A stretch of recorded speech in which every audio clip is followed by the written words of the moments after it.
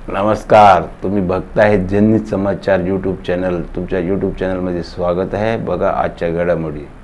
मी तुमच्या बाबुराव करी। सगळ्यात पहिले तर आपण इथं पाहिलं असेल, श्रीनिवास म्हणून जे आमचे कार्यकर्ते आहेत यांना स्वामी म्हणून सगळे ओळखतात। आज जो त्यांच्यावर हल्ला झाला, सर्वप्रथम तर या भ्याड हल्ल्याचा निषेध देखील करतोय आणि मी आता त्यांची भेट घेतलेली आहे। आता मी डीसीपी साहेबांची देखील त्या संदर्भात भेट घेणार आहे आणि नक्की त्याच्यावर काय कारवाई झालेली आहे, कारण ह्या जरी आत्ताच्या 2 घटना असल्या तरी अशा अनेक घटना ज्यांचे गुन्हे देखील दाखल झाले नाही, कारण ते केंद्रीय मंत्री असल्यामुळं कपिल पाटील किंवा त्यांचा पुतण्या सुमित पाटील यांनी अशा अनेक कार्यकर्त्यांना घरातून उचलून नेणे, कार्यालयात मारहाण करणे, या घटना देखील या अगोदर अनेक झालेल्या आहेत। परंतु भीतीपोटी अनेक वेळा कोणीही त्यांच्या विरोधात तक्रार दाखल केलेली नाही।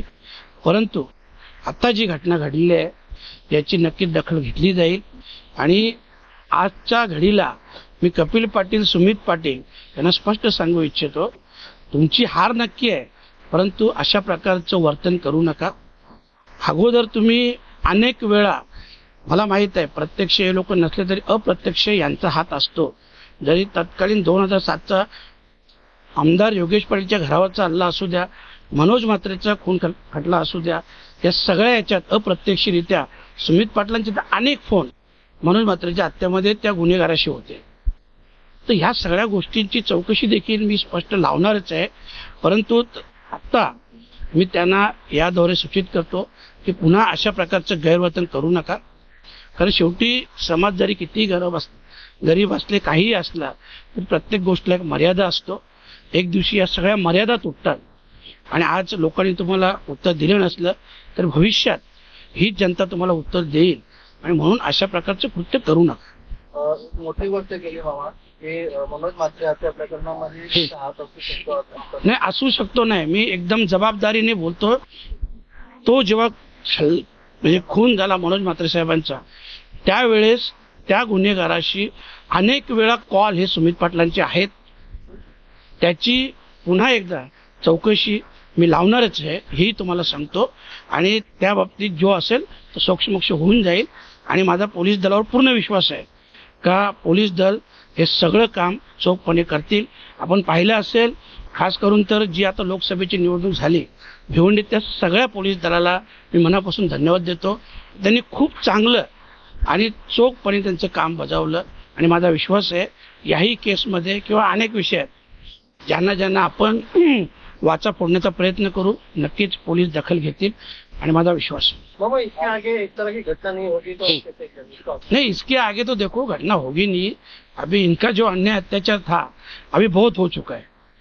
अभी आगे से तो आप देखोगे 4 जून का रिजल्ट देखोगे, यही सब देख के तमाम भिवंडी की जो जनता है उन्होंने 20 तारीख को इनको जवाब दिया है, जिसका रिजल्ट आपको 4 तारीख को मिलेगा।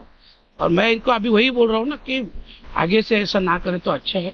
आज त्यांना भेटला, त्यांची परिस्थिती जाऊन घेतली, काय परिस्थिती आहे? त्यांच्या खरं म्हटलं तर खूप मार लागलेला आहे। जरी ते दांड्याने मारले, दांड्याला खिले होते, म्हणजे ऍक्च्युअल मध्ये त्यांचा मारण्याचा उद्देश हा ठार मारण्याचाच उद्देश होता। अशा प्रकारचं एक कृत्य आहे। कारण काय समजा महाविकास वगैरे हा बस महाविकास आघाडीचं काम केलं, माझं काम केलं म्हणून त्यांच्यावर झाला। आणखी एक दुसरी घटना झाली किंवा अगोदर देखील जे भाजपाच्या विरोधात काम करणार त्यांना कपिल पाटील अशा प्रकारे खुलेआम धमक्या देतात।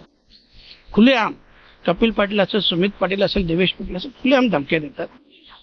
हरकत नाही, परंतु मी म्हणून म्हटलं की आम्ही या तक्रारी सगळ्या डीसीपी साहेबांकडे मी आता चाललोय, त्यांची भेट घेईन, त्यांच्या सर्व ही गोष्ट कानावर टाकेन आणि माझा विश्वास आहे, मी बोललो की पोलीस दल त्यांचे काम व्यवस्थितपणे करत आहे आणि याच्या पुढे देखील करते। जनहित समाचार न्यूज सत्याच्या समर्थक आहे। जनतेच्या समस्या शासन आणि प्रशासनापर्यंत पोहोचवण्यासाठी जनहित समाचार यूट्यूब चॅनलला सबस्क्राइब करा आणि बेल बटन दाबा। तुम्हाला व्हिडिओ आवडल्यास कृपया तुमच्या मित्राबरोबर शेअर करा आणि कमेंट करा। तुम्ही आमच्या चॅनल बघितल्याबद्दल धन्यवाद। जय हिंद, जय महाराष्ट्र।